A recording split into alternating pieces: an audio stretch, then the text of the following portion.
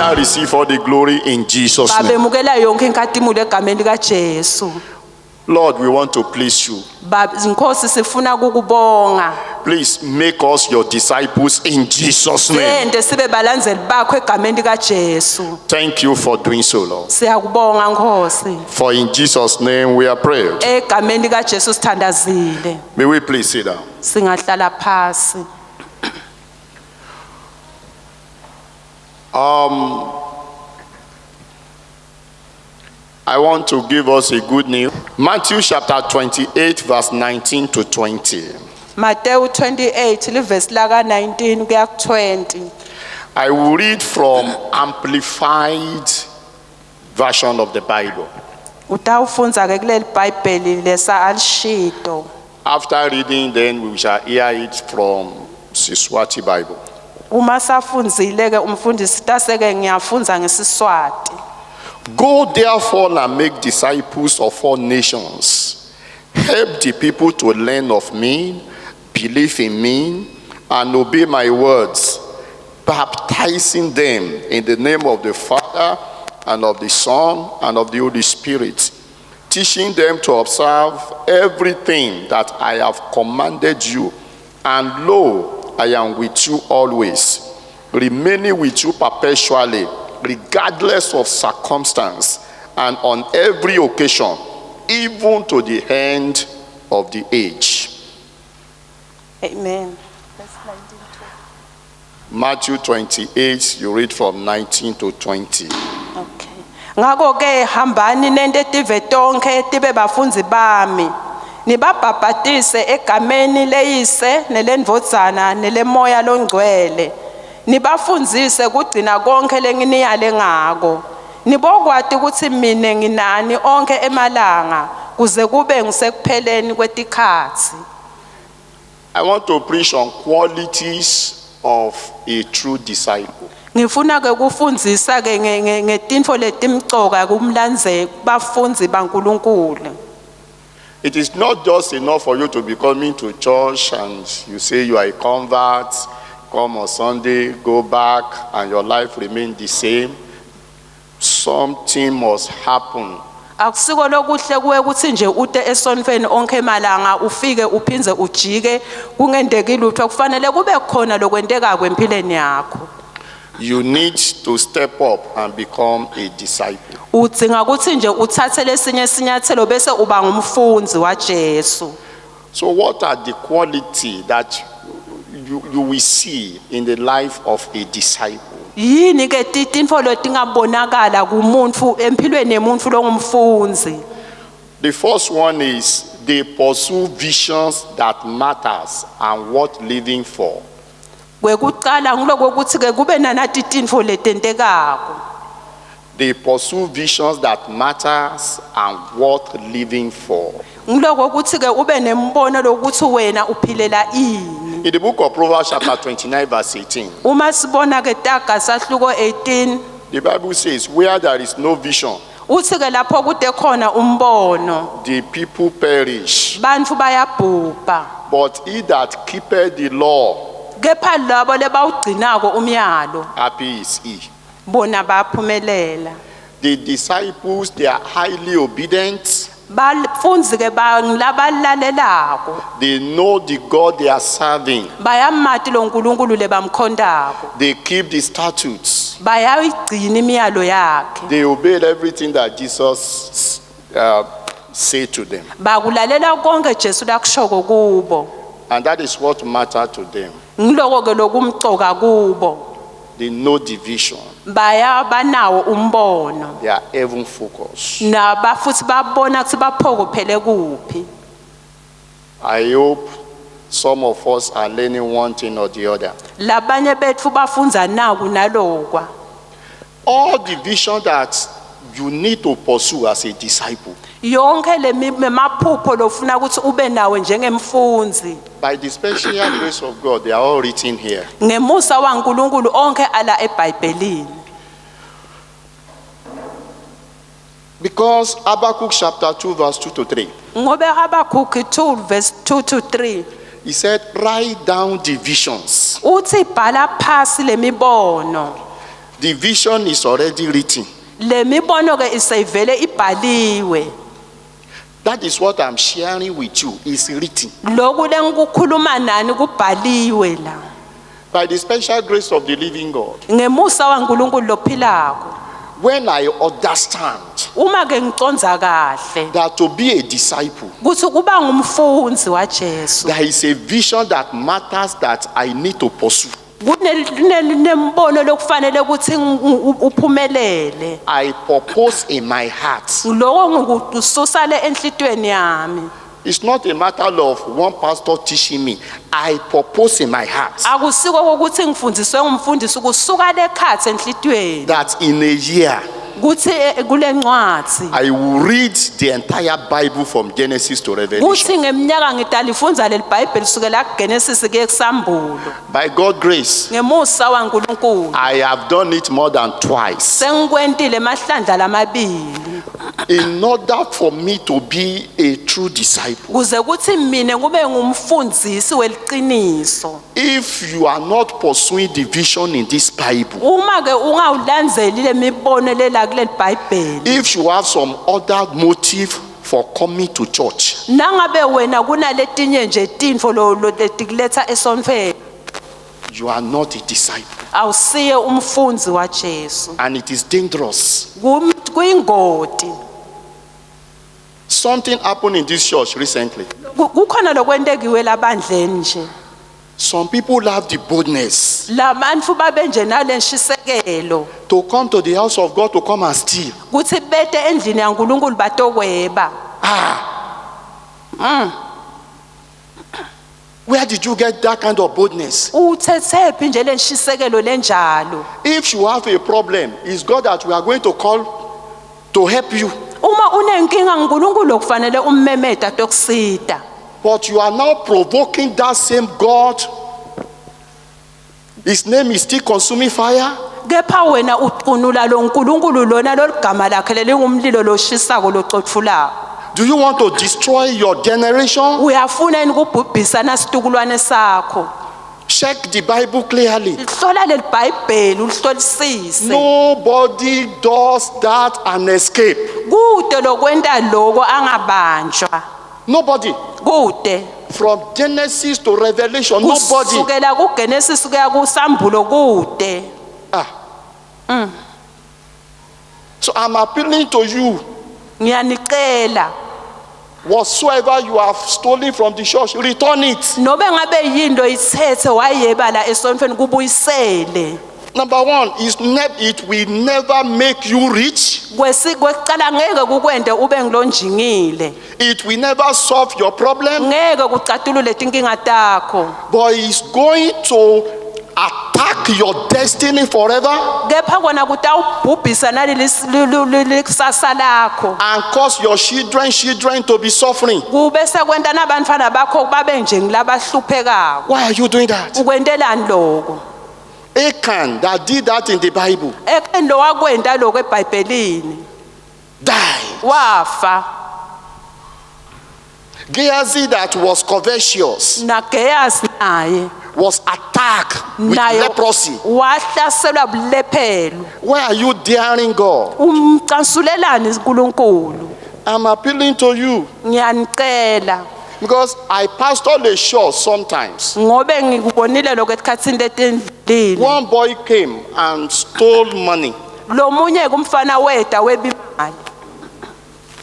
In fact, the church was gathering, they said, let us curse the person. I said, no. Kepha ke libandla belithi ke asimcale kuseni lo muntu. He's already under a terrible curse. Ngathi lo mfu lona vele sosesicale kuseni lesimadimi. In fact, we need to appeal to God for mercy. Thina nje asicele umusa uNkulunkulu. He became so wretched, Yena ke waba ngilo ke loba ne so poor and dejected. waba ngilo bona nje The anganaba. family was so troubled Ba umndeni wakhe bosetinkingeni. that it was 12 years after Kwakungiminyaka ke lengithela ufe emva kwa. that he came to my office to come and confess. Weta kimi endlini yami wato ukukhuluma. In fact, when he was coming to my office, Uma eta ke officeini lami he appeared like a mad person. bekabonakala njengeluhlanya. And I was thinking maybe he wanted to come and ask for harm, so that just give something. Look, just go Bengicabanga nje away ukuthi from my ngenye side. utanje utocela lisito ukuthi ngumphelo okuthide. But he prostrated, he said, please pray for me. Kepha wacela wathi ngicela ungithandazele. He confessed that he's the one that stole money in the church. Wase uyavuma ukuthi ngimnele ngebe imali esonfeni. Why do you want to destroy your destiny? Leni ufuna ukubulala ikusasa lakho. You came to church, Utile esonfeni, you broke the window, ubulala lifastelo. and you are thinking of what you want to steal. Uyabuka ukuthi yini ongayeba. Don't you know this is house of God? Awathi ukuthi lokhu kusetandleni indlu yaNkulunkulu. What kind of vision are you pursuing? Yini wena liphupho lonalo umbono. May God help us. uNkulunkulu asisize. So disciples, Umfunzi number one, kwekuqala they pursue visions that matters and worth living for. kuba neliphupho lekuthi ke baphilela ini. Number two, Kwesibili disciples are honest. bafunzi ke ngilabathembekile. They are very, very honest. Ngilabathembeke kakhulu. In the book of 2 Corinthians chapter 8 verse 21, Uma sibuka ke baseKorinte besibili sahluko 8 verse laka 21. the Bible says, IBhayibheli lithi providing for honest things, not only in the sight of the Lord, but also in the sight of men. injongo yethu ukuthi lesikwentako kube kuhle embi kwaNkulunkulu nasembi kwebantfu. For you to be a disciple, Wena kuze kuthi ube ngumfunzi, people must be able to say of you bantfu mabakubone lokho kuwe. that I know he will always tell the truth, Siyathi lokuthi sonke isikhathi ukhuluma iqiniso. no matter how it hurts, Nobe ngabe kubita kangakanani, no matter the situation. nobe ngabe ukusiphi isimo, He is going to tell absolute truth. yena utawukhuluma nje liqiniso. If you are in the church of God Uma usendlini and yaNkulunkulu you are still telling lies, solo wena uqhubeka nekukhuluma emanga, you are not a disciple. awusiye umfunzi waJesu. You need to repent quickly. Udzinga ukuthi uphenduke masinyane. Some are lying because they need money. Labanye baqambe emanga ngobe bafuna imali. Some are lying because they need husband. Labanye baqambe emanga ngobe bafuna emadvodza. Some are lying because they need job. Labanye baqambe emanga ngobe bafuna umsebenzi. Some are lying because they want to travel. Labanye baqambe emanga ngobe bafuna kuhamba babe neluhambo. And you are calling yourself a Christian? Bese udibita ngokuthi wena ungumzalwane. No, please. Akusiko bazi ngiyanicela. You may be a convert. Ungaba umuntu, You may be a bench woman in the church ungaba nje umuntu lode imali endleni. until you make up your mind Kepha wena uma usasangulula ingqondo yakho and say, Lord, I surrender this mouth and my tongue unto you. bese uthi Nkosi nginikela na umlomo wami nelimi lwakho lwami kuwe. Sanctify my mouth and Hlanda na umlomo wami. deliver me from telling lies. Ngikhulule kukhulume nemanga. Then you are now getting ready to be a disciple. Bese ke wena suyaqala uyalungela kube ngumfunzi. When I became born again, Uma ke ngidalwa kabusha, the first thing I learned kwekuqala nje lengakufunza in my process of becoming a disciple la endleleni yami ngisaba umphana is that kaNkulunkulu. honesty is the best legacy. Ngiyabona ukuthi kwethembeka ngibona kumcoka kakhulu. It seems it's no longer like that in the church. Akasesinjalo kenyalo ebandleni. Church is full of people telling lies here and there. Libandla ligcwele abantu lebakhuluma emanga njalo njalo. You cannot even trust your sister or your brother with anything serious. Angeke usakhona nekumthemba bhuti wakho nasisi wakho ngetinfo letimcoka. Lies. Emanga. Oh, thank you, Jesus. Siyabonga Jesu. In the book of Matthew chapter 5 verse 37, Nasifunza Mateyu 5 verse laka 37. the Bible says, IBhayibheli lithi let your communication be yes, yes, no, no. For whatsoever is more than this, comment of evil. wena ke hlala nje ungumuntu lokahle konke kube ngilokuhle kungabi ngilokukabi.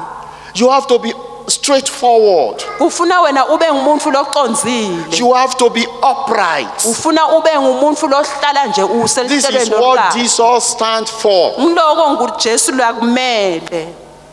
Number 3, Kwesithathu we are looking at qualities of a true disciple. sibuka ke naku ke bubumcoka bemuntu longumfunzi. Another quality is humility. Lokunye kokuthi wena ube ngilotehlisa. James chapter 4 verse 10. Uma sifubona Jakobe 4 verse laka 10. The Bible says, IBhayibheli lithi humble yourself in the sight of the Lord, uthi ditfobeni ebusweni and he baNkulunkulu. shall lift you up. Yena utase uyakuphakamisa. How am I going to humble myself? Ngingatehlisa kanjani? Number 1, Kwekuqala don't share God's glory. ungayendi inkathulo yaNkulunkulu ibe lide. If you are sharing God's glory, you can be destroyed anytime. Uma inkathulo yaNkulunkulu uyithathela phasi wena utawubhujiswa nobe nganginini. And the second thing, Kwesibili submit yourself to constituted authority.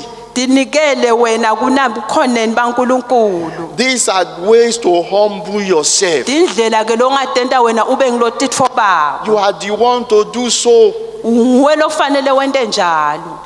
The disciples of Lord Jesus Christ of old, they were extremely humble. Bafunzi baJesu bekubantu lebahlala batitfobile. If Jesus Christ told them, sit here, Uma Jesu Kristu abatshela athi hlala la, they will obey. bayalalela. No question. Kuba bethu umbuto. Hallelujah. Hallelujah. If you say, okay, serve them, they will serve. Uma kathi ke baniketelo uvele bende.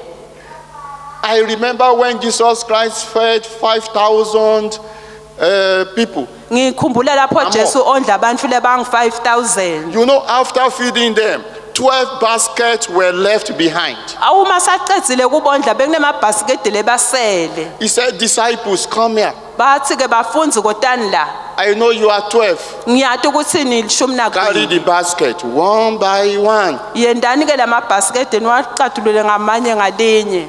No question, Kwaba bethe imbuto. no query. Kwaba bethe nje kwenta info. Some of us, we call ourselves disciples. Sine labanye bethu sidibita ngekuthi sibafunzi. You are still coming late to church. Solo sifika ngesikhathi lesingasiso esontweni. It is wrong. Akusiko lokahle. Something changed me completely from coming late to church. Ikhona info leyangigucula ukuthi ngingabi ngilofika late esontweni. And I'm going to tell you. Ngitanitshela. So we invited someone to come and preach. Kwaba khona ke lesimema kokuthi etatoshumayela. Then he opened Acts chapter 5, Wase uvula ke imisebenzi yabapostoli sahluko 5. reading from verse 1. Wafunza ke sukela kuverse 1. It's the story of Ananias and Sapphira. Kwaba indzaba ke ya Ananiya na Safira. It's like a service like this. Bekuyinkonzo nje njengayona le. The husband came early to church. Lo babe ke wafika yena masinyane esontweni. And the first thing they did in that service was for people to give their vows. Kwekuqala ke lebakwenda kuleyo nkonzo kokuthi ke bantu basho into lebatifuna. And Ananias came out and told lie. Ananiya wafika ke wakhuluma emanga.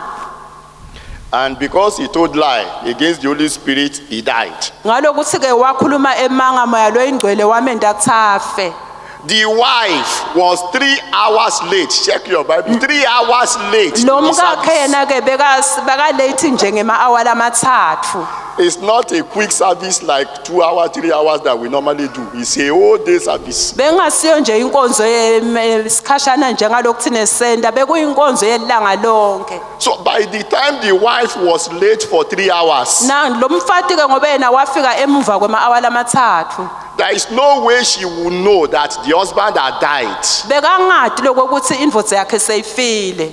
So they asked her, Base bayambuta. What happened to what you wanted to give to God? Kwendekeni ngana kulokwethembisa esuthi anginika uNkulunkulu. She too lied. Wakhuluma waqamba emanga. Where I'm going is this. La ngiyakhona ngilapha. I know women are passionate, Ngiyathi ukuthi bomake labangcoka. and most of them are very godly. Labanye babo bomake lebakahle. If the woman did not come late to church, Kube lo maka kazange aphutha kufike esontweni. the husband will have been, the family will have been saved. La umndeni wabo ngabe wakhululeka. How do I know? Ngathi kanjani? By the time the husband was dying, Ngalesikhathi lo babe afa. I know woman will hold on to Peter.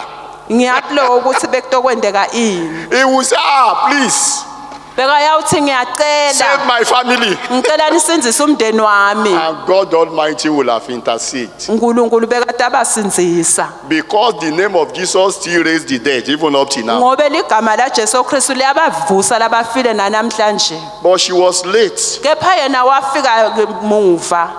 Since that day, I make up my mind. Wathi ke ngindingqondo yami I will not go late to church. ngeke ngifike muva esontweni. And I told my wife, Ngase ngitshela umkami, no matter the situation, don't go late to church. nobe ngabe kusiphi isimo ungafiki late esontweni. And in order to help ourselves, Ngiyathi lokhu ukuthi asisita thine. on Sunday, we don't eat in the morning before coming to church. Lokhu sisita ko asidle ekseni ngesondvo masite esontweni. Till today.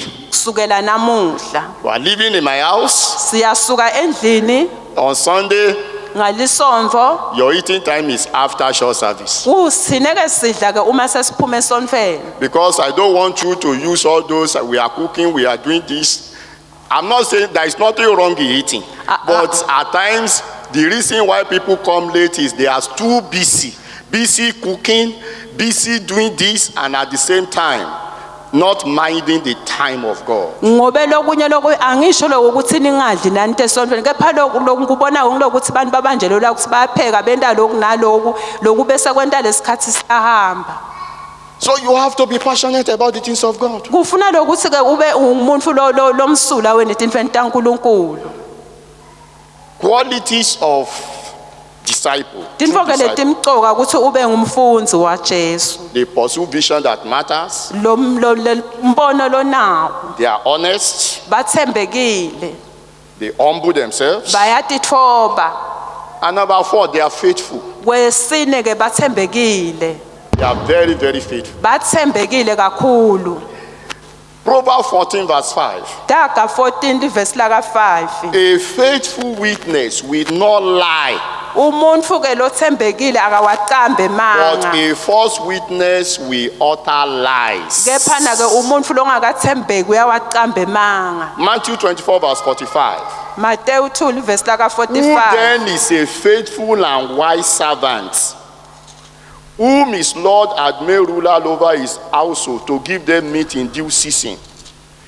Proverbs 28 verse 20. Matthew 24 45. Read that one. Matthew 4. 24 45. Matthew 24 verse laka 45. Matthew 24 verse 45. Pho ngubani losisebenzi lesethembekile nalesihlakaniphile inkosi yaso lesimisa etikwe bendlu yayo kuthi sibanike kudla ngesikhathi lesifanele. Most of the time we call on God. Lesinye isikhathi siyeta uNkulunkulu. Father, Sithi babe make me the head ngende ngibe ngiloko and not the tail. ngoko konke. Let me be above only Ngende ukuthi ngibe ngetulu and never beneath. ngingabi ngiloweswele. But here you are. Kepha la ukhona khona. You have been praying the prayer for the past 3 or 4 years. So uyithandazile lemthandazo iminyaka leminengi And nothing is happening in your life. kude lokwentekako. Check your faithfulness. Kusho Because the ihlole Bible says kuthembeka that kwakho ngoba iBhayibheli lithi those that is going to make ruler are the faithful ones. ngobe lithi ke labo labaphumelelela ngilabo labathembekile. Proverbs 28 verse 20. Daga 28 verse laka A 20. faithful man shall abound in blessing, Umuntu ke lo wethembekile uba netibusiso leticicimako.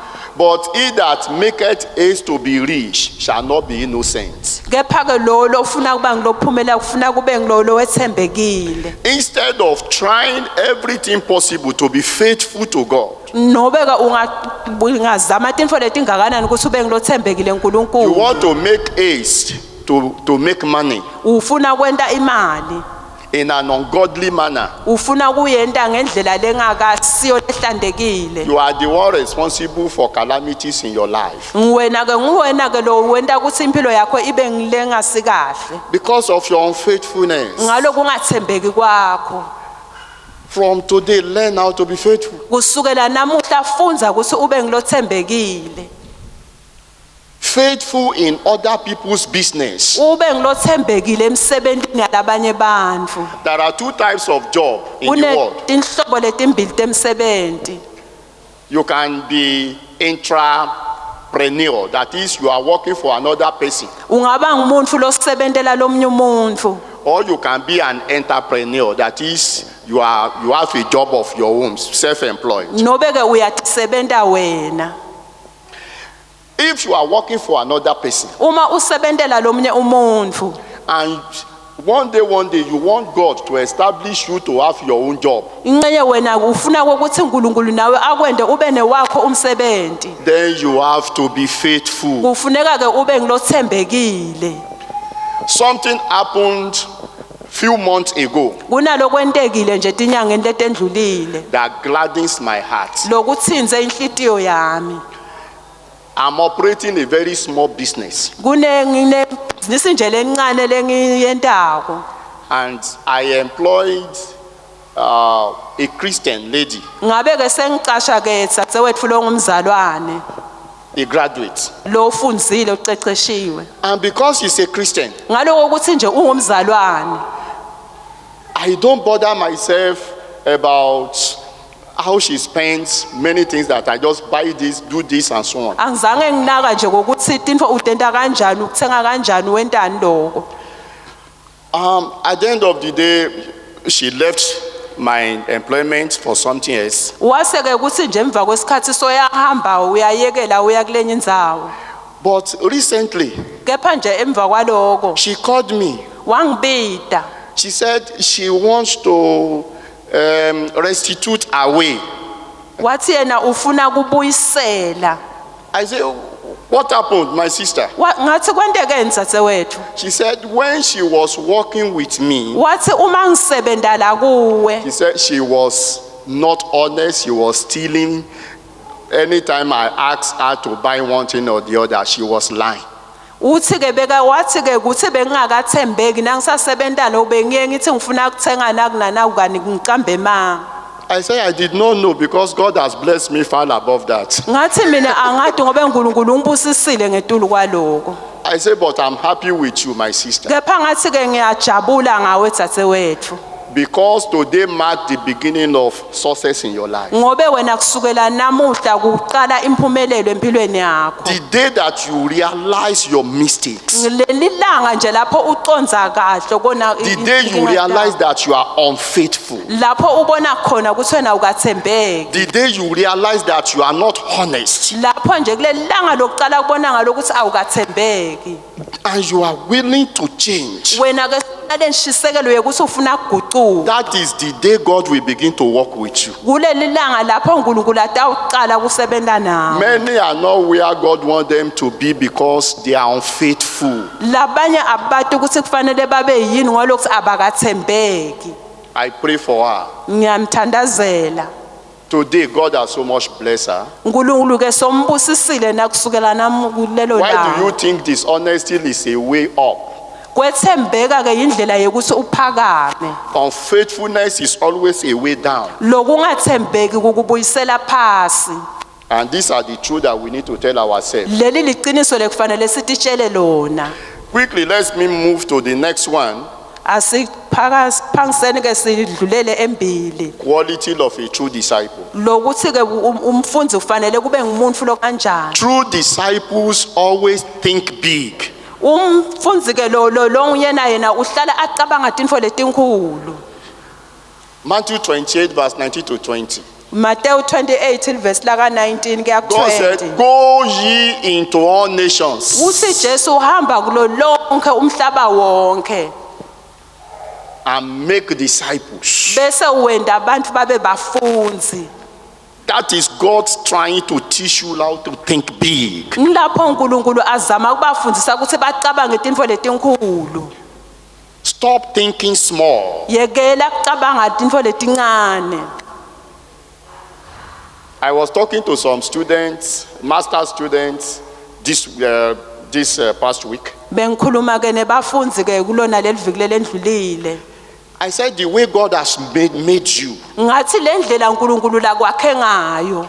you are made to impact life all over the world. Wena ukwakhele ukuthi nje impilo yakho ibuse wonke umhlaba. Not only in Eswatini. Hayi nje lapha eSwatini kuphela. Make the whole world your Umhlaba constituency. umhlaba wonke.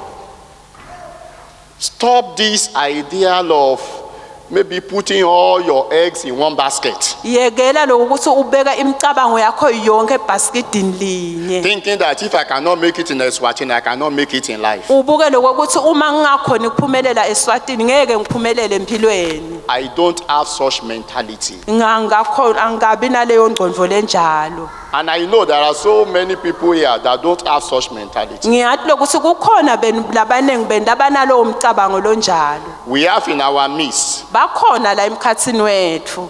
several highly placed professors. Nginako konke lokho. They are not local, native of this country. Abasibo ke bantu bala kulelive. And if you interact with them, Uma ke nje ungakhuluma nabo. you will know some of them have been to so many countries in the world. Labanye babo sebahambe emave lamanengi emhlabeni. Begin to think big. Qala ucabange ke into lenkulu. Think outside the box. Usicabange izinto letimcoka. That is the way God has made you. Ngunendlela uNkulunkulu la kwakhe ngayo. When God is saying go ye, it's not only preaching gospel. Uma athi uNkulunkulu hambani akashumayeli nje livangeli Do kuphela. you know your life can preach gospel even when you have not opened your mouth? Uyathi ukuthi impilo yakho ingalishumayela livangeli ungakawuvuli nje umlomo wakho. I am praying for someone. You will not die a local champion in Jesus' name. Ngiyathandazela ukuthi kude lo tawufa angakabi umncobe egameni kaJesu. Think big. Cabanga izinto letinkulu. According to J.F. Kennedy, Mayelana naloko. some people see things as they are. Bantu babona nje tinfo nje. And they say, why? Besileni. But J.F. Kennedy said, Kepha lona uthi I dream of things that never were. That is, things that have never existed. uthi mina ngiphupha ngetinfo letingakaze tibe khona. And I say, why not? Bese ngithi leni kungendeki. Why can't I be? Ngithi leni ngingabi ngiloko. Why can't I be great? Leni ngingabi ngilomkhulu. Why can't I be billionaire? Leni ngingabi ngumuntu lonetimali. Why can't I own a city? Leni ngingabi ngumuntu lobusa Why can't nalidolobha. I own a big business? Leni ngingabi nelibhizinisi lelikhulu. Think outside the box. Le cabanga tinfo letinkulu. That is why I pity all these guys, small boys stealing here and there. Ngiloko lenge ngikufundise naba bafana labancane lebagangako. You are actually destroying your life because you are not thinking. Ngithi ne ubhubhisa impilo yakho ngobe wena awucabangi. Who told you that stealing is a way to make it in life? Ngubani lokutshela ukuthi kukweba indlela letakuphumelelisa. Think big. Cabanga tinfo letinkulu. Challenge tradition. Bese wena uwenda na info lekahle. Don't be afraid of new ideas. Ungabi nekwesaba ngokumcondvo lemisha. Be eager to create and bring out the best Yenda wena wakhe nathi tinfo letimcoka. that God has planted in you. uNkulunkulu lakuhlanyele kuwe. Tell yourself, I am not ordinary. Ditshele wena ukuthi mina angisiye nje lomfulonjani. Are you still in the church? I am not ordinary. Ngikhona indabandleni. I am extraordinary. Utitshele ukuthi wena mina ngumcoka. God has made me to be very powerful. uNkulunkulu ungente ukuthi mina ngibe nemandla. I am wonderfully made. Mina ngiyakhiwe ngendlela I can do lemangalisayo. all things Ngitawenda tonke tinfo. through the power of Jesus Christ. Ngemandla aJesu Kristu. Begin to think big. qala ucabange intfo letinkulu. Hallelujah. Hallelujah. 2 more points quickly. Emaphuzu lamabili True disciples, bafundzi labeliciniso they move people in direction that benefit everybody. bahola bantfu endleleni letawenta ukuthi bonke bantfu bazuze. In the book of Matthew chapter 4 verse 18, Uma sibuka encwadzini yaMateyu 4 uvesi laka 16, Jesus was walking by the Sea of Galilee, Jesu Kristu bekahamba ngaselwandle lwaseGalile. and he saw Simon Peter Wase ubona Simon Peter and his brother Andrew. nabhuti wakhe. And they were laboring. Siyathi ukuthi bebasemshikashikeni. Number one, Kwekuqala he helped them so that they can get blessings from the business they are doing wabasita lokuthi bathole tibusiso kunalibhizinisi lebebalela.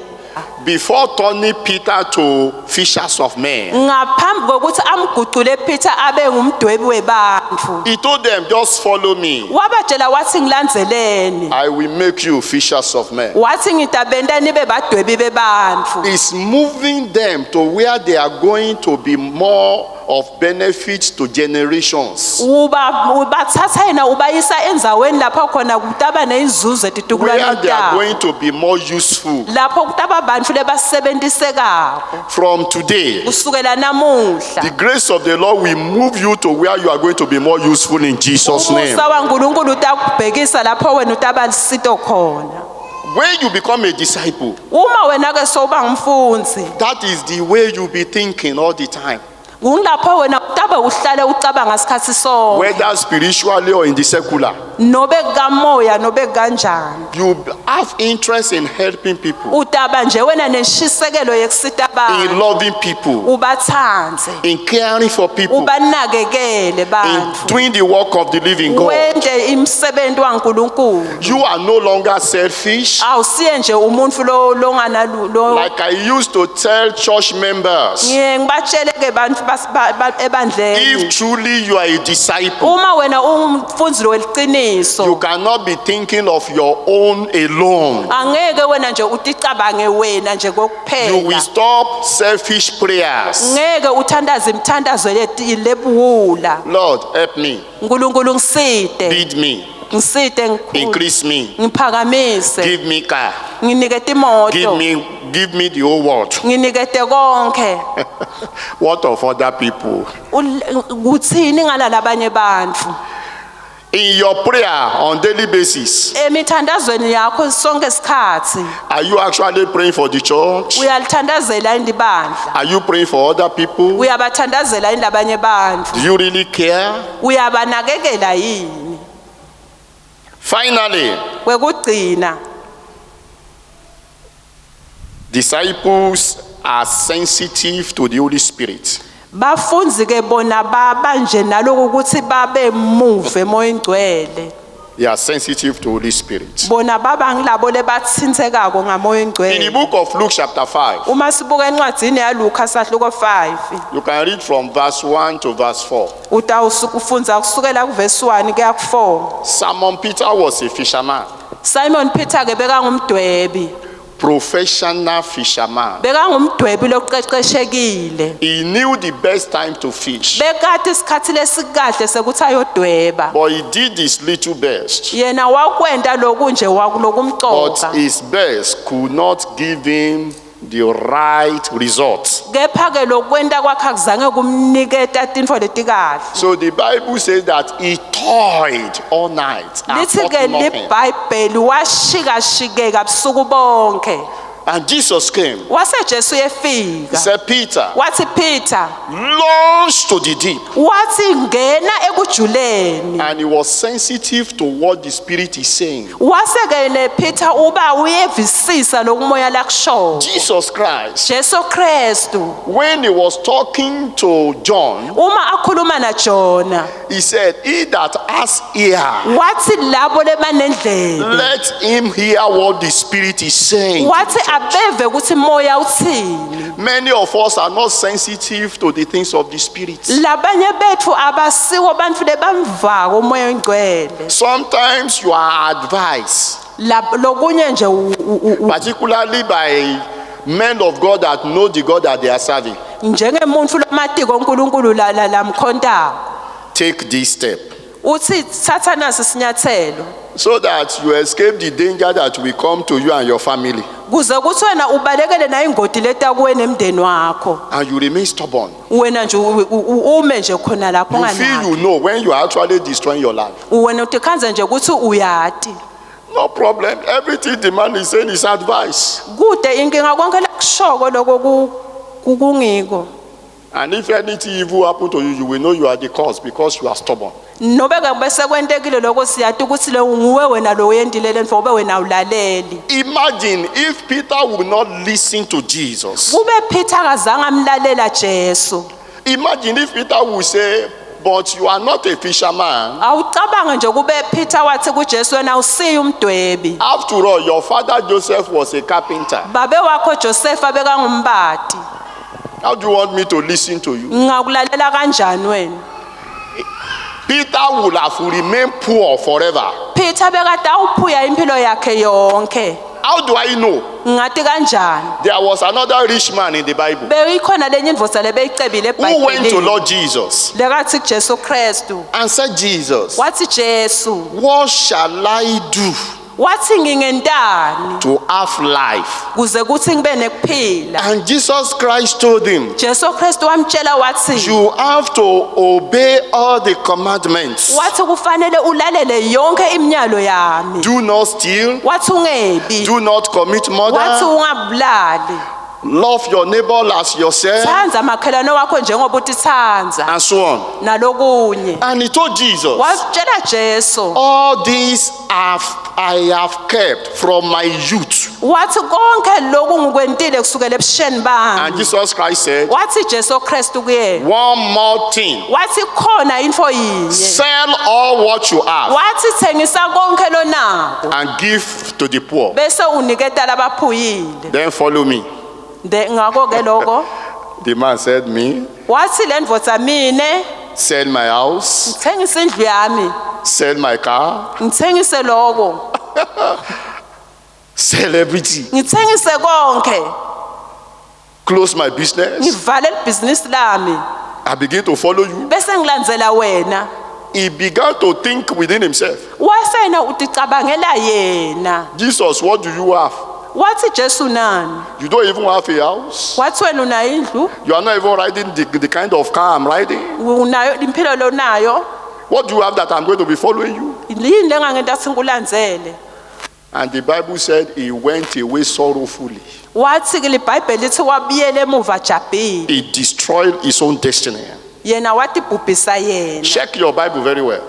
Libukeni liBhayibheli lena. That was the last time Lokho bekulanga the legcina. Bible said anything about that man. uNkulunkulu la kusho ngaleyo ndvodza. Be sensitive to what the Spirit is saying. Mlaleleni moya longcwele kuthi uthini. Like the Spirit of God is saying, move from being a convert to being a disciple today. Nakathi nje Jesu suka lapha ube ngumfundzi. Take your Christian life more serious. Thatha impilo yakho yekholwa ibe mcoka. Be more passionate about the things of the kingdom. Wena ube neshisekelo ngetinfo tembuso waNkulunkulu. Stop playing church. Ungadlali lisonto. Stop playing religion. Ungadlali lisonto. Follow Jesus with all your heart. Mlandzele Jesu ngenhlitiyo yakho And you yonke. begin to see a lot of results. Utawucala ke ubone tinfo letinengi. Shall we close our eyes? Asiva Our Lord, our God, we say thank you. babe wethu siyabonga. Thank you for the grace to rededicate our lives. Sibonga umusa wekunikela timpilo tetfu. Thank you for visiting us. Siyabonga ngokuvakashelwa nguwe.